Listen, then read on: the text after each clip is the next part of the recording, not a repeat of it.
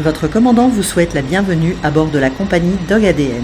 Nous mettons tout en œuvre pour vous faire passer un agréable moment. Installez-vous confortablement.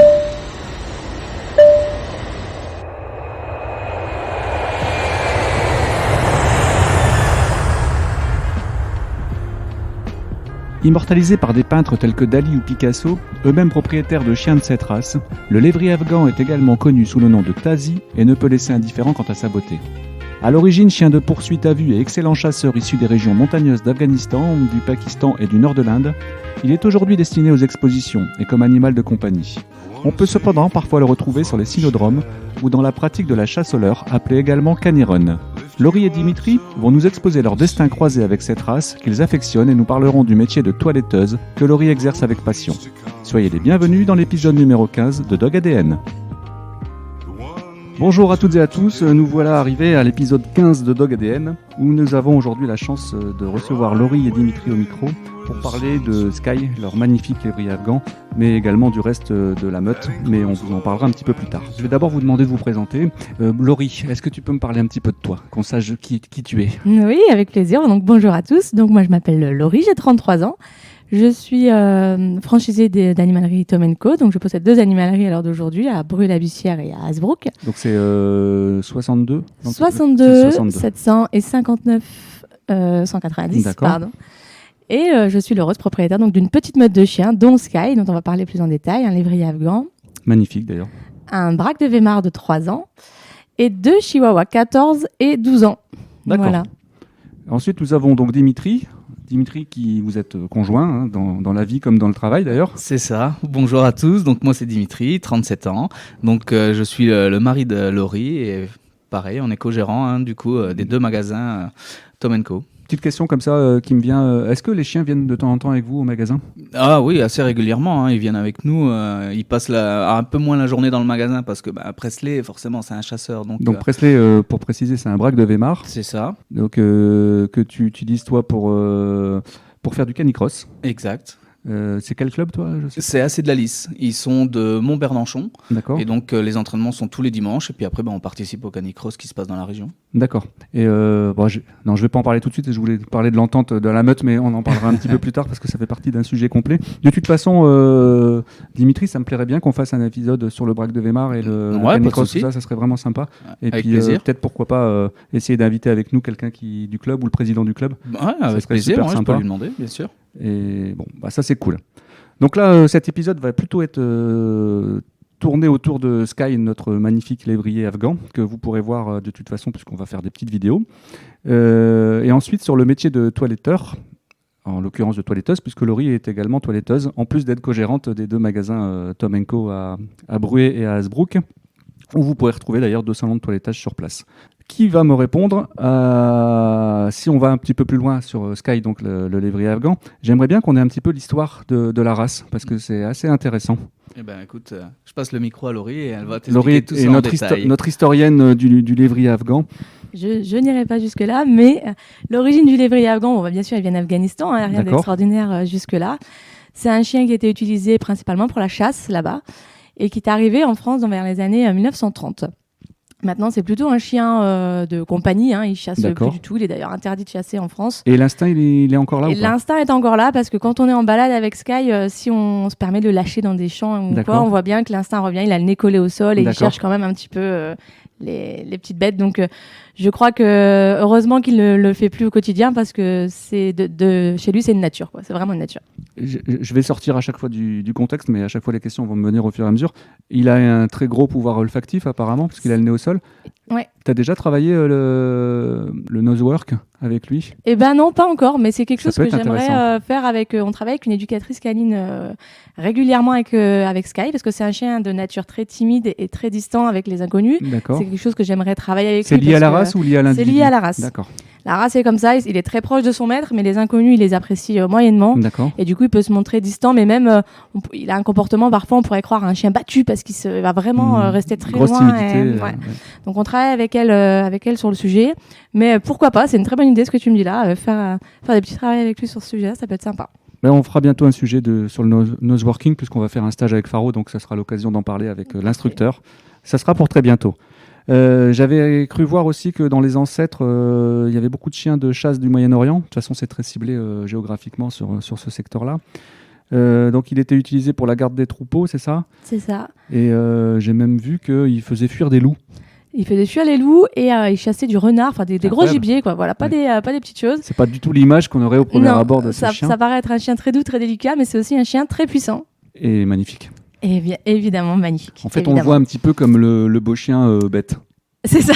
Et c'était un peu l'origine de cet épisode, c'est justement une discussion qu'on a eue entre nous où il faut casser cette image du lévrier afghan qui est beau mais bête. C'est ça. Alors, il est très beau, il est magnifique, mais il est loin d'être bête. Il a au contraire, s'il était capable de chasser, c'est qu'il est quand même. C'est un chien quand même puissant, mais il est loin d'être bête. Et malheureusement, certains chiffres dont on parlera après ont l'air de le catégoriser dans les chiens pas trop intelligents, mais on va le prouver que c'est faux.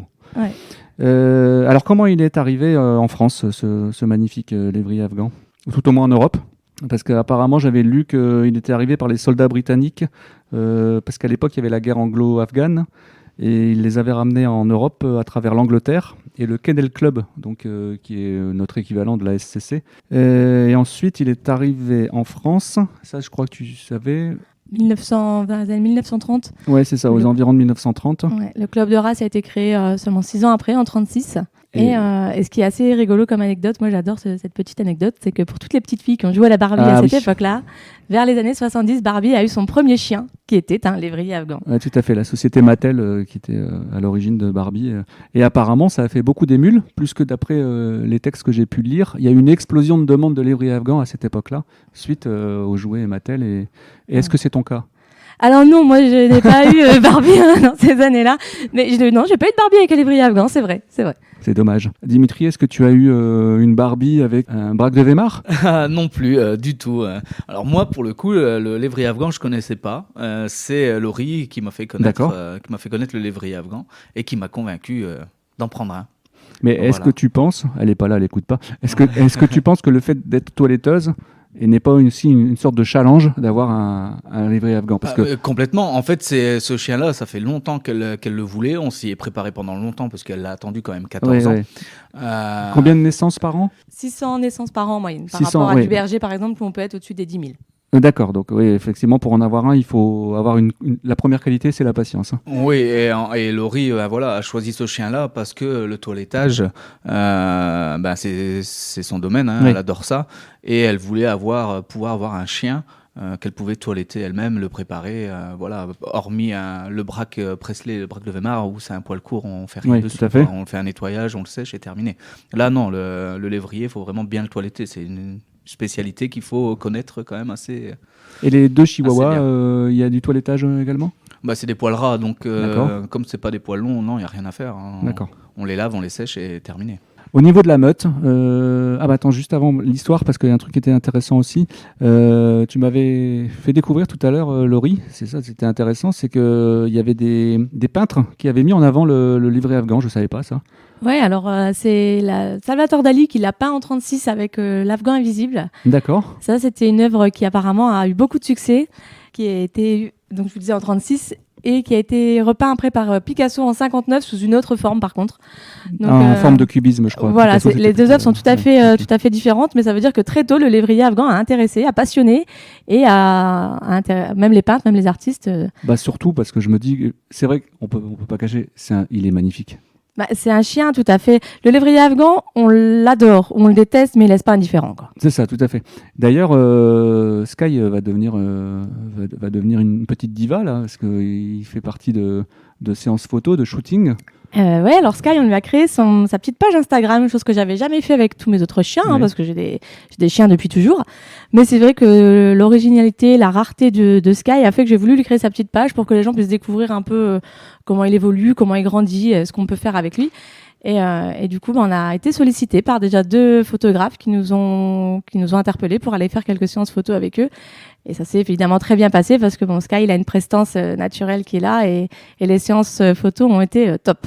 Je mettrai un lien de toute façon sur la page Instagram. Il y a une page Facebook aussi ou c'est juste Instagram ? Non, Sky, il a que Instagram. Oh là là, Sky, il a qu'Instagram. Écoutez, on va peut-être faire une page Facebook il a pas son TikTok, il a pas son Twitter, tout ça. Oh là là. Et là, vous pourrez retrouver les magnifiques photos qui ont été faites. Je mettrai le lien de toute façon dans l'épisode. Il a quel âge, Sky ? Sky, il a 14 mois maintenant. Il a 14 mois. Quel type d'activité vous avez avec Sky ? Alors Sky, on va revenir sur le fait que les gens pensent qu'il est bête. Il est loin d'être bête. Mais Sky, ce qu'il va préférer, ça va pas être des activités type assis, debout, couché, tout ça l'intéresse pas. Il va pas faire des concours d'obéissance. Non, il fera pas des concours d'obéissance. Okay. Par contre, il sait le faire. Hein. Attention, on lui a appris tout petit, il sait faire assis. D'accord. S'il sait qu'il va avoir une friandise derrière, il va le faire. Maintenant, si c'est juste pour faire plaisir, il le fera pas. Ça reste un chien ultra opportuniste. Et ultra opportuniste, ultra têtu. Mais Sky, ce qu'il adore, c'est de la balade, des longues balades. Alors, en liberté, c'est le top, mais il faut savoir que les lévriers ont une tendance à fuir, à ne pas revenir.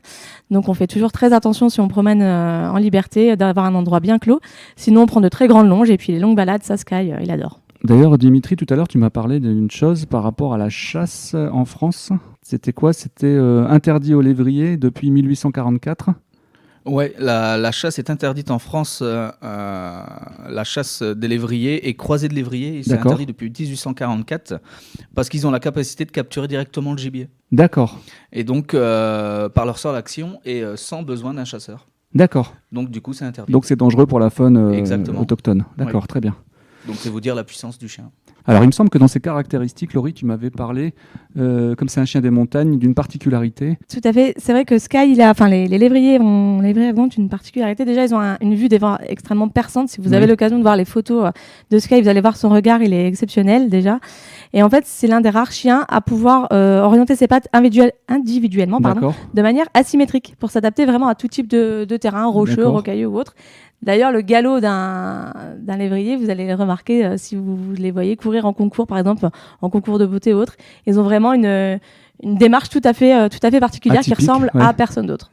Et il me semble, en cynodrome, tu sais à peu près à quelle vitesse il pourrait courir ? Alors, un lévrier afghan, ça a été mesuré en vitesse maximum à 65 km/h. Donc, c'est vraiment des chiens très, très rapides. Ouais. Je crois qu'on a la réponse au réchauffement climatique. Hein. Il suffit de mettre une charrette et aller au travail avec un lévrier afghan. Alors non, ça ne s'est pas tracté, par contre. Ça n'a aucune puissance. Ils ont une toute petite morphologie. Ils sont très, très fins. Donc, c'est pas des chiens justement qui sont utilisés au canicross. Mais par contre, vous mettez un point A et un point B.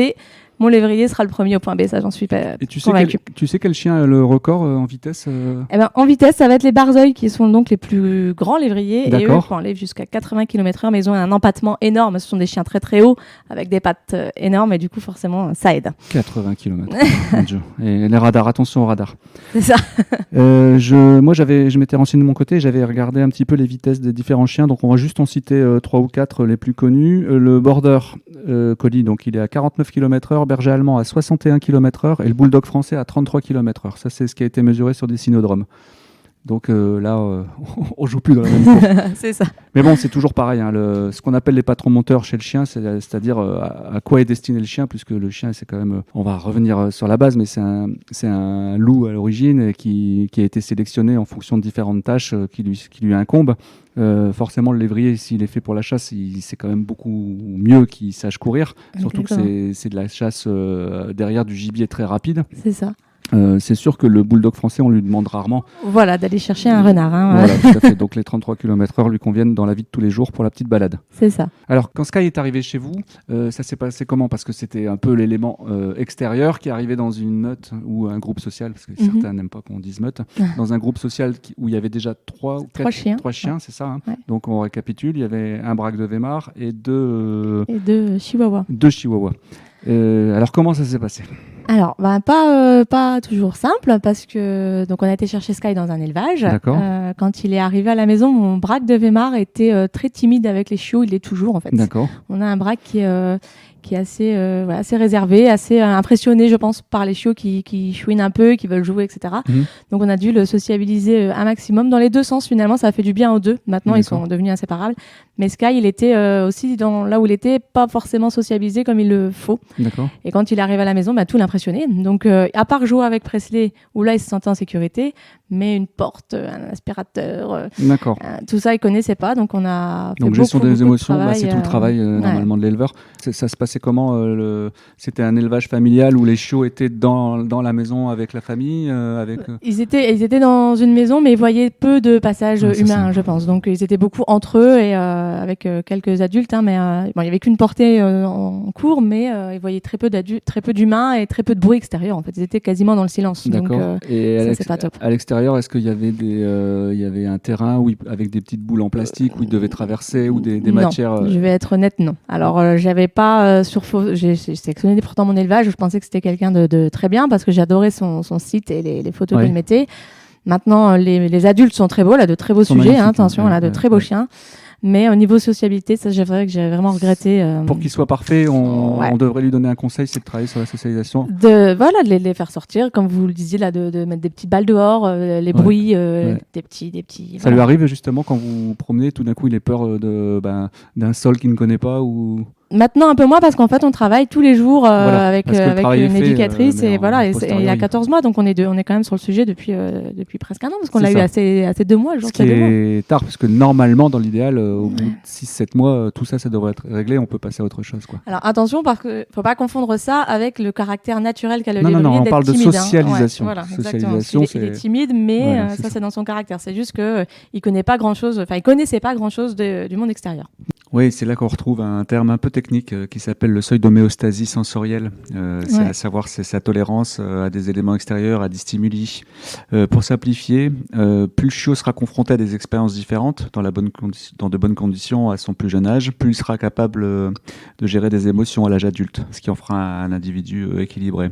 Ouais. Et c'est là qu'on comprend toute l'importance du travail de l'éleveur à stimuler ses chiots à travers des jeux d'enrichissement, de bruit, de texture, faire le plus d'expériences possible à leur petit bébé. C'est ça.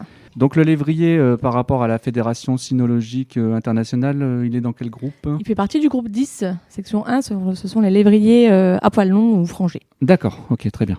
Alors si on parle un petit peu du lévrier afghan, un petit peu plus dans le détail, d'ailleurs j'ai découvert qu'on pouvait aussi l'appeler le tazi. Oui. Je pense que ça soit son nom d'origine. Ouais, nom d'origine, un nom qu'on n'utilise plus vraiment. C'est un nom arabe. Hein, ouais, c'est ça, ce qu'on utilisait avant dans les pays orientaux, mais à l'heure d'aujourd'hui, c'est vraiment plus le lévrier afghan qui est utilisé. Si tu devais, alors voilà, je suis Nicolas, je voudrais un lévrier afghan. Est-ce que tu pourrais me parler un petit peu pour que ça soit une décision mature et qu'on rende service à nos auditeurs et auditrices qui souhaiteraient un lévrier afghan et voir si ça correspond effectivement à leur quotidien. Alors, un lévrier afghan, c'est un chien très calme, faut le savoir. C'est pas du tout, même tout chiot, il n'était pas excité en voyant d'autres chiots. C'est un chien de nature très calme, très timide, ça on en est bien d'accord. Si je pose des questions de temps en temps, si je viens chez toi, je sonne à la porte, tout ça, tu ouvres, quel type de comportement va avoir Sky va aller à l'autre bout de la pièce et t'observer de loin pour voir qui tu es, s'il n'y a pas de danger, si tout va bien. D'accord. Pas du tout le chien qui va venir aboyer, se mettre dans les jambes. Nous, quand on rentre, il nous connaît, il vient dire bonjour en se collant un petit peu dans les jambes, mais c'est tout. Il s'en va. Il va pas sauter, il va pas aboyer, C'est un chien de nature très calme. Il n'est pas démonstratif en fait. Pas du tout. Très timide, très réservé. Au contraire, c'est tout l'inverse. Avoir un lévrier afghan, c'est de coup connaître quand même que cette race, elle est assez particulière par rapport à ce type de comportement-là, mais aussi le fait que il paraît timide, mais il est très têtu. Donc il va falloir avoir une éducation quand même tout en douceur. Faut pas le brusquer parce qu'il peut du coup au contraire complètement se renfermer sur lui-même. Il est très sensible, mais il faut être ferme parce que c'est un chien très très têtu. Tu me fais penser à une chose. Est-ce que tu penses que ça peut être un bon premier chien ? Parce que je ne suis pas sûre. On est d'accord. C'est pas un chien à avoir pour commencer, je pense pas. Parce qu'on a tendance à vouloir que le chien évolue très vite au niveau des ordres, des commandements et tout ça. Ouais, non, pas du tout. Et à conseiller certainement à des gens très calmes parce que... Des gens très calmes et des gens qui aiment vraiment l'extérieur parce qu'il peut rester toute la journée dans le canapé avec vous un dimanche sans problème. D'accord. Mais il va lui falloir ces 2 heures de balade derrière, quoi. D'accord. Il a besoin de sortir tous les jours. Ça reste un lévrier, donc il adore courir. Ça, c'est de nature. Il sait être très calme, mais il faut le sortir tous les jours. Il faut qu'il pleut, qu'il neige, qu'il vente. Il faut l'entendre, ça. Les balades, c'est Dimitri ? Ah non, les balades, c'est moi. C'est toi ? Ah okay. ouais. Dimitri avec son braque de Weimar, avec ses courses, et moi, mes balades avec mon lévrier dans les champs. Voilà. Et avec les 2 petits, non les chihuahuas, maintenant, 14 ans et 12 ans, un peu moins envie de faire de longues balades. Donc, on les laisse tranquilles. Ils ont un grand jardin. Ils sont très bien comme ça. D'accord. Est-ce que, Dimitri, tu voudrais rajouter quelque chose sur le lévrier afghan ? Par rapport au quotidien mais au quotidien, c'est un amour. Il est taquin. Il y a une chose que je pourrais rajouter, c'est qu'il est taquin. Il aime bien venir taquiner Presley ou même nous. D'accord. Voilà, il vient, il nous soulève le bras de dire parce qu'il a envie de jouer, parce qu'il a envie de jouer, il a envie d'une petite attention particulière. Alors même s'il est très calme, ça arrive assez rarement, mais on va dire 2-3 fois dans la semaine où il va venir de dire bon, tu t'occupes un peu de moi, tu me caresses les cheveux entre guillemets, parce que moi j'appelle ça des cheveux, avec sa mèche qui lui retombe sur ses yeux. C'est magnifique. Donc c'est assez comique, ouais. Mais non, sinon c'est un amour, c'est un très bon chien. Hein. Vous le prenez de temps en temps au magasin ou pas ? Oui, complètement. Bien sûr, quand il arrive en magasin, tout le monde, tout le monde se retourne. Qu'est-ce que c'est ? Alors par contre, on le confond souvent avec un caniche royal. Ah oui, il y en a beaucoup qui disent c'est un caniche royal. Complètement. Entre bouclé, mais non, c'est bien un lévrier afghan. Pareil, quand on se promène dans la rue, qu'on va à la plage ou autre, tout le monde se retourne et tout le monde nous interpelle en demandant mais qu'est-ce que c'est ? Il est beau. Donc à chaque fois, c'est le même rituel. La balade qui devait durer 1 heure dure 1 heure et demie parce qu'on se fait arrêter tous les 30 secondes. Le lévrier afghan, c'est un coût. Et au niveau prix d'achat, on se situe dans quelle tranche ? Nous... ça dépendra de l'élevage, j'imagine. Ça dépend de l'élevage, mais en moyenne, c'est entre 1500 et 1700 euros. Ouais. D'accord, donc c'est classique, parce que tu vois, Faro c'était un petit peu moins, mais bon, ça reste... C'est vrai qu'il y a aussi la rareté, si tu me dis qu'il y a 600 ouais, c'est ça, ouais. Je voudrais combattre une idée reçue. Mais bon, malheureusement, les chiffres parlent pour eux. Je suis tombé encore une fois sur un article sur l'intelligence du chien, le quotient intellectuel, le QI du chien, et sur les 10 races les plus intelligentes. Bon, je vais les citer rapidement, Border, Caniche, Berger allemand, excusez-moi, normal, Golden Retriever, Doberman, Berger des Shetland, Labrador, Espagnol, Rottweiler et Berger australien. Ça, c'est les 10. Et il y a eu 79 races qui ont été étudiées, et la dernière, c'est le lévrier afghan. Donc il pourrait lui donner... en première lecture, on pourrait dire mais ce chien est bête. Je voudrais qu'on combatte cette idée reçue. Pas du tout, parce qu'il sait très bien comment s'y prendre pour obtenir quelque chose. Tout à fait. Pour juste une petite info, chez nous, il arrive à ouvrir les portes. Donc il sait très bien comment ouvrir les portes et rentrer dans une pièce ou en sortir s'il en a envie. Il est très très intelligent. C'est juste son comportement qu'on a l'impression où il est bête, mais je pense loin d'être bête. Pour moi, c'est plus le niveau d'obéissance en fait. Ouais, c'est vrai que l'opportunité ou complètement. Mais je vais laisser la parole à Laurie qui saura mieux t'expliquer.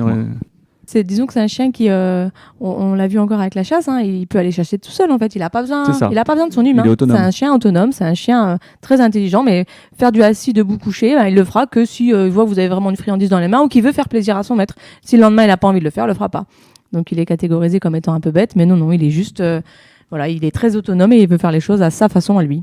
Mais je pense qu'il faut vraiment séparer dans cette étude, parce que le coefficient intellectuel, le QI, là, on a tendance à le voir par rapport à l'être humain. Mais je pense que c'est aussi le degré d'obéissance, en fait. Oui, voilà, c'est ça. Est-ce qu'ils ne confondent pas les deux et l'indépendance. Effectivement, Faro, 3e, berger allemand, oui, mais il est tellement dépendant de nous. Voilà, il a besoin de vous et c'est un binôme, vous êtes binôme avec lui. Donc forcément, c'est beaucoup plus facile à travailler parce qu'en fait, l'étude elle a été faite par rapport à des ordres qui ont été donnés et la répétition du nombre de fois où on a dû donner cet ordre pour que le chien obéisse. Voilà. Donc là, on n'est plus forcément sur de l'intelligence, on est plus sur cette capacité d'obéissance ou de volonté d'obéir. Voilà, tout à fait. Donc ça, c'était important de... Et la deuxième chose que je voudrais aussi ajouter, tu vois, je prends la défense de Sky. Voilà, j'ai décidé aujourd'hui de prendre la défense de Sky. La deuxième chose que je voudrais ajouter, parce que vous savez que je suis toujours dans le monde du chien parce que j'adore ça, mais c'est important de ne pas prendre le résultat tel qu'il est aujourd'hui, mais il y a la qualité de stimulation aussi des familles qui vont adopter le chien, parce que les stimulations sur 2 individus différents qui viennent du même élevage, on aura 2 résultats totalement différents. C'est sûr que si on ne prend pas le temps en rentrant à la maison ou le matin avant de partir de le stimuler ne serait-ce que 5-10 minutes avec des petites choses un peu intelligentes qui vont développer, ou olfactives, d'où le nosework qui est super intéressant. Forcément, on aura des résultats totalement différents. Vous pouvez avoir un border qui est totalement toujours dans son coin, qui va vous paraître bête alors qu'il ne l'est pas. C'est vraiment ça. Il faut vraiment les stimuler, jouer avec eux, s'intéresser à eux. De toute façon, quand on achète un chien, j'ose espérer qu'on le fait pour tout ça. C'est là aussi l'intérêt, je pense, de podcast. Enfin, j'espère, c'est aussi de dire cette race me convient ou cette race me convient pas. Le border collie, ça fera partie d'un sujet bientôt, mais c'est un chien qui peut très vite être toqué de la balle, toqué du travail. Mais à vivre au quotidien, c'est infernal. Bah oui. Surtout si c'est des chiens qui ont été issus de familles de chiens de travail, dans un appartement ou dans une vie de tous les jours. Voilà, ça ne colle pas. Si vous n'avez pas 4 heures à lui consacrer par jour pour le faire travailler, Et le chien, il va être infernal, il va être malheureux. Il a besoin de ça, donc. Et donc, est-ce qu'on considère que son QI est supérieur ? Voilà, c'est là où il y a une notion qu'il faut faire très attention. Ouais. Donc, bon, c'était intéressant de lire l'article, mais avec mon regard, j'avais voulu quand même mettre un bémol par rapport au sujet. Sky, tu me remercieras, tu me feras une petite léchouille. Au niveau des catégories, on a 4 types principaux qui avaient été mis en avant par un vétérinaire, Jean-Pierre Ménien, dans les années 80, mais 1880. Sur les 4 types de chiens, donc il y avait bracoïde, molossoïde, lupoïde, et je ne me souviens plus comment c'était le lévrier. Gréoïde. C'est gréoïde, c'est ça. Gréoïde, ouais. Et en fait, c'était par rapport à la morphologie et le stop. Il a un crâne très étroit, très fin et un museau très allongé. Il a de petites oreilles, un corps très élancé évidemment, et il est très fin de nature. Donc graioïde. Donc ça va être lévrier, whippet, etc. Donc ça peut rapporter quelques points au Scrabble. Un mot retenir. Un mot qui va vous coûter des points, qui va donner des points. Si on parle de la morphologie du lévrier afghan, au niveau de taille, poids, etc. Alors, un mâle peut aller jusqu'à 74 cm au garrot. Ah oui, ça fait déjà pas mal. C'est déjà des beaux mâles. On réfléchir à la taille d'une hanche. Ouais, c'est ça. Ouais, c'est ça. Le père de Sky faisait 78. Il était un tout petit peu hors norme, d'ailleurs. Donc, 74 cm au garrot. En mâle. En mâle, à peu près 68 une femelle, et les mâles sont autorisés à aller jusqu'à 30 kg, on entend 29-30 kg plus ou moins. Oui, donc ils sont très très un rapport fins. poids-puissance de Formule 1. Voilà, c'est ça, c'est une petite Formule 1. Ils sont très hauts, très fins, avec une élégance naturelle extraordinaire. Une femelle, en général, on va être jusqu'à 26 kg plus ou moins. D'accord. Au niveau des robes, on parle des robes. Toutes les couleurs de robes sont autorisées. Il y a une grande préférence en France pour le beige, que moi je n'affectionne pas particulièrement. D'accord. Mais la robe beige avec un masque noir, c'est souvent ça qu'on voit partout. Moi je cherchais un lévrier afghan bleu, c'était très précis, ou blanc. D'accord. Donc c'est pour ça que j'ai sélectionné mes élevages avec attention. Et Sky est une robe du coup un peu bleutée, il a pris un petit peu de la maman aussi, mais il a des couleurs assez particulières. On voit pas ce beige partout. Chez certains individus, ils peuvent avoir un masque noir. Je sais pas. C'est souvent ça, beige, masque noir. C'est la couleur la plus aimée en fait, la plus tendance, la plus aimée. Okay. C'est pas la mienne, mais c'est une affaire de goût. Au niveau soins, fragilité de la race, tout ça, est-ce qu'il y a des choses auxquelles il faut faire attention ? Alors c'est déjà une race, il faut en prendre en compte quand on achète un lévrier afghan que vous aurez un budget de toilettage à rajouter tous les mois. Il faut vraiment rajouter au prix d'acquisition. Il faut le prendre en compte parce que c'est pas en disant je vais le brosser une fois par semaine, ça va aller. Non, c'est faux. De toute façon, tu vas nous en parler dans un second temps. Tu vas nous parler de ta passion, ton métier. C'est mon métier, c'est vrai que c'est ma passion, mais il faut le prendre en compte. C'est un coût supplémentaire. Annuel. Il ne faut pas le négliger. C'est un coût aussi au niveau nourriture. Il faut savoir qu'un lévrier, par exemple, ne mange pas beaucoup. Il mange 400-500 grammes par jour. C'est pas grand-chose. Mais d'une qualité. Mais il faut une super qualité de croquettes. Sinon, pareil, ça va se ressentir sur le poil, sur les selles surtout. Hein. Mais par rapport à notre braque qu'on a à la maison, si je lui mets 1 kilo de croquettes dans la gamelle, il mange. Il a fait la gamelle, il a fini. Moi, Sky, il va manger 400-500 grammes et en plus en petite portion parce qu'il a un tout petit estomac. Donc, on peut pas lui mettre la gamelle le matin ou le soir en disant mange tout, après t'es tranquille. Sky, il lui faut picorer toute la journée. Et ce qui complique l'éducation par friandise. C'est compliqué. Sky, les friandises, quand on fait des exercices, il n'en veut pas. D'accord. Il va préférer une petite caresse. Le lien oui, c'est ça. Mais qu'est-ce que vous utilisez comme objet de motivation alors ? Ça va être du coup la caresse, la stimulation, le petit câlin. Pas longtemps, parce qu'il n'est pas très tactile de base, mais la friandise de toute façon. C'est pas évident, maintenant que je regarde avec... Non, pas évident. Alors du coup, on peut essayer aussi les petits saucissons de viande fraîche. D'accord. Qu'on a par rapport c'est une déclinaison de barf C'est ça, qu'on peut avoir marque Tribal, Appetite, font ça aussi. Du coup, ça stimule vraiment parce qu'une friandise ressemble trop à sa croquette et puis comme elle est de bonne qualité, la sienne, voilà. La viande, du coup, ça change vraiment et ça, elle aime bien. Par contre, jusqu'à ces 6-7 mois, Sky manger, ça a été très compliqué. Même en mettant de la viande, ce sont des chiens hyper difficiles la première année. D'accord. Il commence à manger vraiment régulièrement que maintenant, quoi. Il est sur quoi là actuellement ? Il est sur Origène. Origène, c'est à base de quoi ? Donc là, j'ai pris le original, donc il a poulet, dinde, œuf, poisson dedans. D'accord. Voilà. Okay. Un peu d'huile de saumon le dimanche en plus pour la beauté du poil. Ah bah, il faut ce qu'il faut. Et levure de bière ? Ou non. de la vraie bière, on est dans le Nord. Il a déjà une alimentation assez riche. On va attendre que son poil de bébé tombe. Et pourquoi pas, après, pour entretenir le poil là, il a encore un peu de sous-poil de bébé, le pauvre. Donc, avec ça, il en a déjà bien assez. Mais il est magnifique. Et la douceur du poil, c'est une sorte de doudou en fait. C'est un déstressant naturel. C'est ça. Non, c'est vrai qu'il a une douceur. C'est pas un poil quotidien. C'est pas du tout comparable à du berger, à du shih tzu, à tout ça. Hein. C'est vraiment comme du cheveu en fait. C'est un chien qui ne mue pas aussi, faut le savoir. Ah bon? Ouais. Il va perdre là son poil de bébé, son sous-poil d'hiver, mais il mue pas. S'il mue pas, ôte-moi d'un doute, ça veut dire qu'il n'y a pas d'allergie possible? Il n'y a pas d'allergie possible, mais je vous dis là, il a d'abord un poil de... La poussière qui va... Ouais, en fait, il a une robe tellement intense qu'il va ramasser tout ce qui... capter avec lui. Ouais, donc bon, faut pas se dire si mon enfant est allergique, je vais prendre ça, ça va aller. Non. Donc il faut rester sur le caniche qui est un poil analergique. Voilà. Ok. Écoute, ce qu'on va faire là maintenant, on va parler de ton métier, de ton métier, de l'un de tes métiers, parce que tu as beaucoup de cordes à ton arc, du métier de toiletteuse.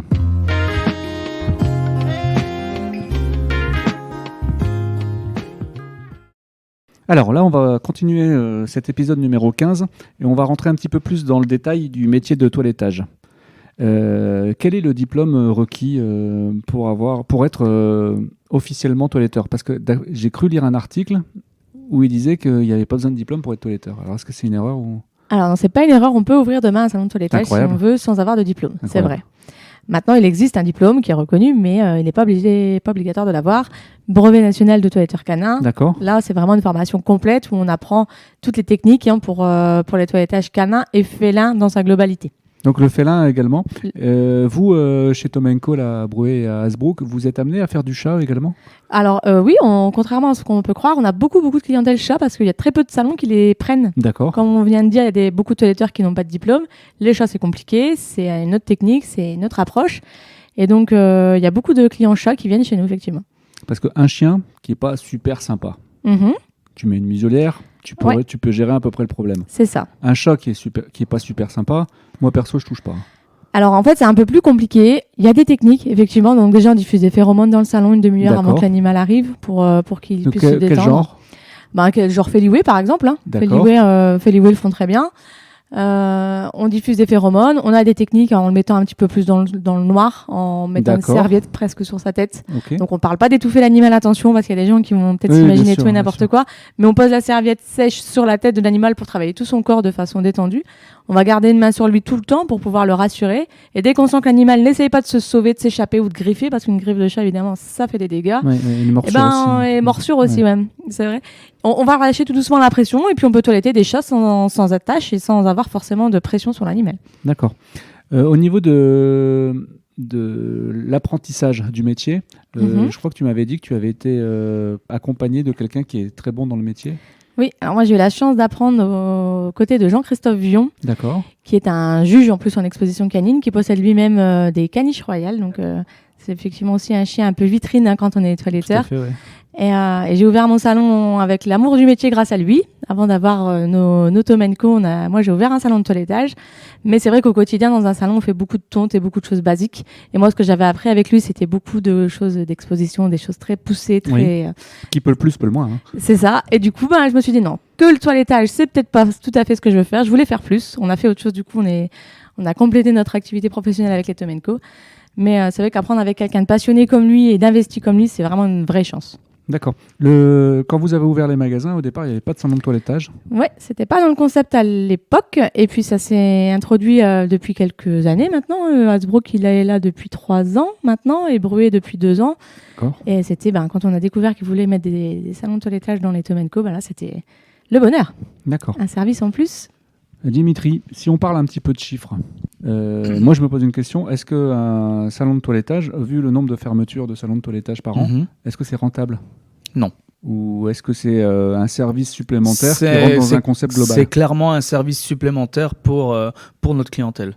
Rentable, non, ça ne l'est pas. Je comprends pourquoi beaucoup de toiletteurs ferment, surtout au vu des augmentations de l'énergie qui arrivent. Fait, ouais. Donc, rien qu'un souffleur, ça doit consommer. Oui, un séchoir, un souffleur, la lumière qui est dedans, l'eau pour nettoyer le chien. Non, c'est clairement quelque chose qui n'est pas rentable. C'est vraiment, c'est du service. Par contre, ça apporte, j'imagine, une belle vitrine en termes de notoriété. Oui, c'est ça. Et puis, le principe, en fait, c'est que les clients retrouvent tout sur un même point. C'est-à-dire qu'ils peuvent venir faire toiletter leur chien et en même temps aller faire leurs courses pour leur chien surtout, et récupérer le chien une fois qu'on qu'ils est ont souvent terminé. situé en centre commerciaux. C'est ça. D'accord. Au niveau infrastructure, ça a été un gros investissement. Ça c'est peut-être tabou, je sais pas. Non, c'est pas tabou. Oui, c'est quand même un assez gros investissement.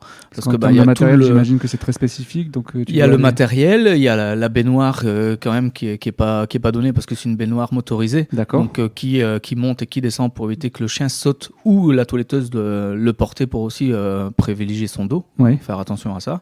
La table également, elle est motorisée aussi où elle monte et elle descend. Donc pareil pour la taille de l'animal.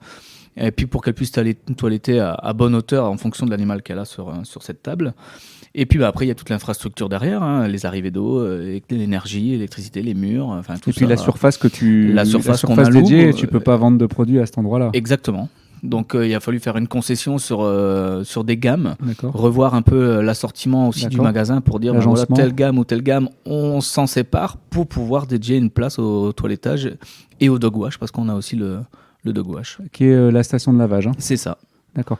Et si c'était à refaire, est-ce que vous rouvririez un salon de toilettage dans les deux ? Oui. Si vous ne devriez pas le faire, pourquoi est-ce que c'est un problème de gestion des hommes ou pas ? Parce que ça va être quand même assez compliqué de gérer. C'est souvent des personnes. En fait, la toiletteuse, annexes. c'est toujours pareil. C'est-à-dire que c'est un peu comme son coiffeur. D'accord. Donc, si on a la bonne toiletteuse, c'est top. Parce que on veut passer par telle toiletteuse parce qu'on sait que son chien va être bien coupé, il va être bien toiletté, il va être pris dans de bonnes conditions, il sera calme, il sera posé, elle sera douce avec l'animal. Mm-hmm. Et c'est un peu comme gérer toi, si tu vas chez le coiffeur, tu vas dire je veux passer, tu vas passer par telle coiffeuse parce que tu sais que celle-là, elle était bien. Donc c'est le but du bon recrutement. Donc forcément, de moment on fait des choix parce que on dit celle-là elle a le diplôme, elle sait faire des tontes ou des coupes ou autre chose. Mais ça, je t'avoue que c'est Laurie qui s'en charge, qui va gérer ça parce que c'est plus son domaine. Et puis ensuite, c'est en fonction du client. Si le client estime que son chien est bien toiletté, il revient. S'il estime qu'il l'est pas, il revient pas forcément. Ça c'est. D'accord. C'est comme le coiffeur, je dirais. Laurie, par rapport aux toiletteuses qui travaillent pour toi, tu as toujours ton regard, toi, critique, puisque toi-même, tu es pratiquante. Oui, tout à fait. Ouais, c'est un avantage qu'on a. Nous, notre duo fonctionne bien pour ça parce que c'est vrai que si elles ont des techniques un peu plus spécifiques, une épilation par exemple. Justement, j'allais t'en parler. Quelles sont les techniques Voilà, il y a des techniques qui sont un peu moins fréquentes ou des chiens qui viennent avant une exposition canine, ça arrive aussi. Et là, les filles me disent, oh là là, ça fait longtemps que j'ai pas fait ça ou je me souviens plus bien. Je peux venir, je peux les épauler et ça, c'est un vrai plus qu'elles ont dans nos magasins. Maintenant, c'est vrai que c'est pas tous les jours, mais il faut savoir faire parce qu'une épilation mal faite ou un chien qui s'en va pour se faire confirmer qui est mal toiletté, ça peut quand même avoir des conséquences. Oui, bien sûr. L'épilation, ça c'est un terme qui est assez intéressant parce que quand tu parles d'épilation, tout de suite les gens se barrent. C'est ça, ça fait mal. Non, c'est pas comme pour nous. Ça c'est important de le préciser parce que je pense aux cockers. Souvent, les propriétaires de cockers, il est préférable de faire par épilation parce que sinon, la repousse est différente. C'est ça, tout à fait. Un poil qui est épilé, il va repousser rêche, il va repousser raide aussi. Donc attention, c'est pas une épilation comme pour les femmes. Je le répète, c'est pas la même douleur du tout. On enlève le poil mort, mais au lieu de le tondre et de le raccourcir, le poil va repousser. Quand on tond, le poil repousse plus dense, un peu frisé. Il a tendance à nouer. Oui. Donc un cocker qui est tondu, il va avoir un poil. Frisés, voilà, des cockers frisés, tout doux, certes, mais c'est pas la technique qui est normalement utilisée à la base. Quand on les épile, on enlève vraiment que le poil mort. D'accord. Donc la partie qui peut faire mal, c'est une toiletteuse qui s'est mal épilée, qui va tirer comme un bourrin, ou qui va ne pas s'arrêter de tirer aussi, parce que quand on a presque plus de poil qui vient, on arrête. On n'est pas en train d'essayer d'épiler le chien à nu non plus. Donc, un cocker bien épilé, évidemment, c'est beaucoup plus joli. On respecte plus l'animal, sa robe est magnifique. Et puis, nous moins, parce qu'un cocker tondu, je le répète, ça frise, ça noue plus vite. Et du coup, qu'est-ce qui se passe ? Les gens reviennent avec un chien dans un état catastrophique. Et qu'est-ce qu'il nous reste à faire ? Le tondre. Une fois qu'il a été tondu, il ne peut plus être épilé. Ça, c'est important de le savoir. Après, tu ne peux plus récupérer le poil d'origine. Non, c'est terminé. Alors, on peut essayer de tirer, il n'y a rien qui va venir. On va lui faire mal, là, par contre. Donc, une fois qu'il a été tondu, c'est fini, on reste sur de la tonte. Si tu as envie de donner un conseil à des gens qui doivent décider demain d'aller chez un toiletteur, quels sont les critères à prendre en compte pour être sûr d'avoir un bon toiletteur ? C'est assez compliqué, mais c'est vrai qu'en fait, des salons de toilettage, il y en a un peu partout qui poussent comme des champignons. Des fois, ils restent 6 mois, puis on les voit plus. Moi, je trouve que quand ils ont une page internet avec des photos avant-après, c'est sympa. Quand ils ont des fois des petits books aussi sur le comptoir qui montrent avant-après, c'est toujours bien aussi. Essayez de vous assurer qu'il y a bien le diplôme qui est affiché dans le salon. Normalement, quand ils l'ont, en général, ils l'encadrent, ils le mettent dans le salon. Ça, c'est intéressant. Évidemment. Et puis c'est vrai que ce qu'on disait Dimitri tout à l'heure, c'est un peu comme une coiffeuse parce que vous pouvez avoir une très bonne toiletteuse, mais vous avez en tête que votre chien va ressortir d'une façon. Elle a coupé à sa façon à elle. Elle a peut-être coupé 1 centimètre trop court ou 2 centimètres trop long. C'est pas ce que vous aimiez. Donc il faut vraiment juste s'assurer de bien se faire comprendre auprès de la toiletteuse pour qu'elle réalise ce que vous aviez en tête, en fait, tout simplement. Pourquoi c'est un métier si féminin ? Alors je pense que c'est un métier où il faut beaucoup de patience déjà, premièrement, beaucoup de douceur aussi, parce que c'est l'un des arguments qui fait que le salon n'est pas très rentable. C'est que par exemple on peut prévoir, je vais faire telle race de chien, je me prévois 2 heures. Et puis l'animal arrive très très noué ou très compliqué. Oui, ça va prendre plus de temps que prévu. On va prendre plus de temps. Donc il faut énormément de patience, énormément de délicatesse. Et je pense que typiquement, les femmes sont plus adeptes à avoir ces qualités-là que les hommes. Maintenant, voilà, il y a des hommes. Il y a Jean-Christophe Et pourtant, il y a Jean-Christophe Vion, mais qui toilette il a la chance de toiletter avec sa femme, Caroline Lézier, chez qui j'ai eu la chance de travailler un petit peu. Qui est également toiletteuse. D'accord. Elle, uniquement toiletteuse, pas juge. C'est un couple d'enfer qui fonctionne super bien, mais c'est vrai que des hommes dans ce métier-là, on en a un peu moins. Oui, on n'en voit pas beaucoup. Ouais. Est-ce que vous, les toiletteurs en général, vous avez une connaissance du comportement de l'animal ? Alors je regrette que dans la formation, ce soit très peu abordé. Après, quand on est passionné par notre métier, en règle générale, on s'y intéresse un peu et on approfondit nos connaissances, mais c'est vrai que c'est pas forcément initialement prévu dans la formation de toiletteur canin. Moi, je m'y intéresse énormément, mais c'est vrai qu'on peut tomber sur une toiletteuse qui connaît absolument pas les codes canins et qui démarre et qui va apprendre sur le tas. J'imagine que vous avez en permanence des muselières à disposition pour certains cas. Oui, tout à fait. Donc moi, ce que je demande à mes filles dans mes salons, c'est que on a les muselières à disposition. Si le client arrive en disant « mon chien est difficile, il faudra le museler », question réglée.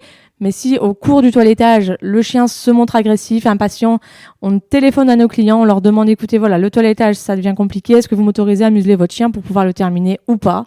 Si le client valide, on termine tranquillement avec la muselière et on voit les prochaines fois. D'accord. Laurie, est-ce que tu peux me dire quel est le client type qui fait appel à un toiletteur ? J'ai envie de dire qu'il n'y a pas vraiment de client type parce que tout le monde peut faire appel à un toiletteur, même quand on a un chien à poil court. Parce que les gens qui ont des chiens à poil court souvent se disent on lave l'été avec le tuyau d'arrosage, c'est le genre de discours que j'entends assez souvent. Non. Il faut les laver avec des shampoings bien spécifiques selon la couleur du pelage, selon la typologie du chien aussi. Donc il faut les amener chez le toiletteur, faire de vrais vins avec de vrais bons produits, nettoyer les oreilles correctement parce que quand on le fait à la maison, souvent on le fait à moitié. Et aussi vérifier les ongles, entretien la coupe d'ongles, etc. Donc il n'y a pas de client type, même si vous avez un Doberman, un Chihuahua à poil court, vous pouvez prendre des rendez-vous chez le toiletteur et ça permet aussi au toiletteur de vérifier que tout se passe bien au niveau pelage. Au niveau de la récurrence, j'imagine que le lévrier afghan, il doit y avoir une récurrence beaucoup plus importante qu'un chien à poil ras. Oui, tout à fait. Un chien à poil ras, c'est vrai que vous l'avez vraiment chez le toiletteur 3 fois par an, on est déjà pas trop mal. Le lévrier, il faut prendre en compte que vous allez avoir un budget de toilettage conséquent, minimum 1 fois par mois, maximum tous les 15 jours, un bain complètement fait chez le toiletteur. Pourquoi aussi souvent ? Parce que son pelage il est très très dense, très intense, et que si vous n'allez pas aller en profondeur avec de l'eau, vraiment enlever les petits débris qui restent dans son pelage, sa peau ne respire plus en fait. Il est vraiment très sujet aux problèmes de peau, le lévrier afghan. Qu'est-ce qu'on va avoir comme type de shampoing ? Alors, pour le lévrier afghan, on va avoir un shampoing, pour tous les chiens, en général, des shampoings à pH neutre. Et pour le lévrier afghan, on va chercher un shampoing plombant, c'est-à-dire un shampoing qui est assez riche pour que le poil ne gonfle pas et puisse tomber. Et est-ce qu'il y a d'autres types de produits qu'on peut utiliser qui vont garantir les soins optimum ? Pour l'afghan, effectivement, on va utiliser des démêlants au quotidien parce que ça demande un bon quart d'heure, 1 demi-heure par jour de brossage pour ce chien-là, pour éliminer les nœuds qui se sont faits dans la journée, mais aussi toutes les petites saletés qu'il accumule dans son pelage. Donc au lieu de le faire à sec et d'arracher quand il y aura un petit nœud, c'est bien d'utiliser un démêlant qui va nourrir le poil et permettre au nœud de glisser plus facilement. D'accord. Au niveau tout ce qui est antiparasitaire, tout ça, est-ce que c'est inclus dans les shampoings ou c'est des produits annexes ? Alors, les antiparasitaires, si vous avez un chien qui a des puces, un shampoing anti-puces va tuer ceux qui sont sur lui dans le bain, oui. D'accord. Mais il va falloir utiliser une pipette, un collier, ou maintenant, chez certains vétos, on vend aussi des cachets qui vont pouvoir tuer tout ce qui se passe aussi, tout ce qu'on a encore accumulé dans l'habitat. Donc moi, pour le lévrier afghan, je ne suis pas fan du collier au quotidien parce que ça se noue avec ses poils. Bien sûr, ouais. Donc chez nous, ça sera à la maison, tout le monde est fait avec des pipettes tous les mois. C'est comme on se promène beaucoup en pleine nature, en forêt, etc. C'est quand même idéal. Est-ce qu'on pourrait faire un petit focus sur les tarifs qui sont pratiqués ? Donc on va frôler les 50-60 € pour un bain classique. Et quand on va aller jusqu'à l'égalisation, donc faire vraiment un contour de pâte, tondre son hygiène, etc., là, on va frôler les 100 €. D'accord. Donc 2 fois par mois pour un Afghan? Non. Une fois par mois minimum, maximum 2 fois par mois si vraiment il a été sale. Comme là, l'hiver, c'est un peu plus compliqué de le garder propre pendant un mois complet. Donc on va aller jusqu'à 2 fois par mois, quoi. Au niveau des 2 salons que vous avez là, à Bruay et à Hasbrook, est-ce qu'il y a des délais qui sont assez longs pour avoir des rendez-vous? Disons qu'en général, on est à maximum 10-15 jours, grand maximum en période pleine. Sinon, on a des rendez-vous dans la semaine en règle générale. J'ai une question qui me vient là comme ça. Ouais. C'est bientôt les fêtes. Ouais. En général, les hommes vont chez le barbier, les femmes vont chez le coiffeur. Est-ce que les chiens vont chez le toiletteur avant les fêtes? Tout à fait. On a vraiment une grosse période au moment de Noël. Les gens qui reçoivent ou qui emmènent le chien chez les amis veulent que le chien soit tout beau, tout propre. Donc c'est vrai que c'est une période plus intense au moment des fêtes. Donc là, vous allez rentrer dans le vif du sujet. On va rentrer dans une grosse période, tout à fait. Incessamment sous peu. Ouais. Pour terminer ce podcast, tu as un sujet, une lecture, une vidéo ou quoi que ce soit que tu voudrais partager avec nous. Là, comme ça, c'est vrai que j'aimerais faire comprendre aux gens qui nous auront écoutés aujourd'hui que l'achat d'un chien, que ça soit lévrier afghan, puisqu'on était focalisé sur Sky, ou braque de Weimar ou chihuahua, peu importe le chien, il faut que ce soit bien réfléchi. Là, on a réussi à parler quasiment 1 heure sur ce que demande le lévrier afghan au quotidien, mais sur chaque race on peut le faire. Ils ont tous des besoins bien spécifiques, il faut bien les prendre en compte. C'est pas juste je vais le promener tous les jours, ça va aller. Non, il y a des chiens qui ont des besoins de se dépenser, des besoins d'être stimulés qui sont vraiment importants. Donc réfléchissez bien, renseignez-vous bien et n'hésitez pas à aller prendre des infos à différentes sources, ne pas vous fier qu'à une seule personne ou à un seul site internet et achetez en ayant vraiment bien conscience de ce que vous faites ou adoptez si vous le pouvez évidemment. Si quelqu'un veut vous contacter pour prendre un rendez-vous au niveau du toilettage, soit à Hasbrook, soit à Bruay, est-ce que vous avez un Facebook, un Instagram ou une adresse mail? Les 2 magasins ont des Facebook chacun, donc Tom & Co Hasbrook, Tom & Co Bruay-la-Bussière, très simple.